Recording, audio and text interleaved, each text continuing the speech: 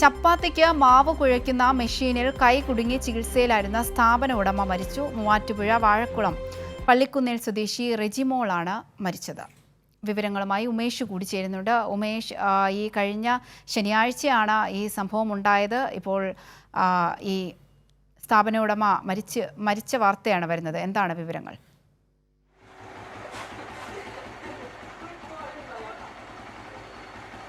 അവന്തിക, അത് കഴിഞ്ഞ ശനിയാഴ്ചയാണ് ഈ ദാരുണമായ സംഭവം ഉണ്ടാകുന്നത്.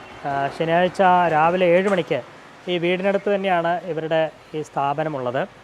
ഈ സ്ഥാപനത്തിൽ ചപ്പാത്തിക്ക് മാവ് കുഴയ്ക്കുന്ന മെഷീനാണ്. ആ മെഷീനിൽ അബദ്ധത്തിൽ കൈ കുടുങ്ങുകയായിരുന്നു എന്നാണ് അറിയുന്നത്.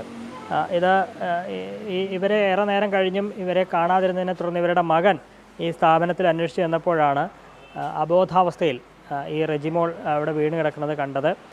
പിന്നീട് ഉടൻ തന്നെ തൊട്ടടുത്തുള്ള സ്വകാര്യ ആശുപത്രിയിൽ എത്തിച്ചു. അവിടെ എത്തിച്ചെങ്കിലും പരിക്ക് ഗുരുതരമാണ് എന്ന് കണ്ടതുകൊണ്ട് തൊടുപുഴയിലെ സ്വകാര്യ ആശുപത്രിയിൽ പ്രവേശിപ്പിക്കുകയായിരുന്നു. അവിടെ ചികിത്സയിലിരിക്കെയാണ് ഇന്ന് രാവിലെ ഇവർ മരിച്ചത്. സംസ്കാരം ഇന്ന് തന്നെ ഉണ്ടാകും എന്നാണ് അറിയിച്ചിരിക്കുന്നത്.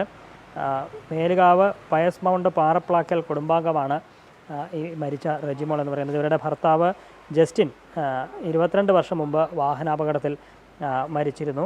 ഇവർക്ക് 2 മക്കളുമുണ്ട്. ഈ വാഴക്കുളത്ത് ബ്രില്യൻ സ്റ്റഡി സെൻറ്ററിന് സമീപം സ്റ്റാർ ഹാഫ് കുക്ക്ഡ് എന്ന പേരിൽ ചപ്പാത്തി കട നടത്തുകയായിരുന്നു റെജിമോൾ.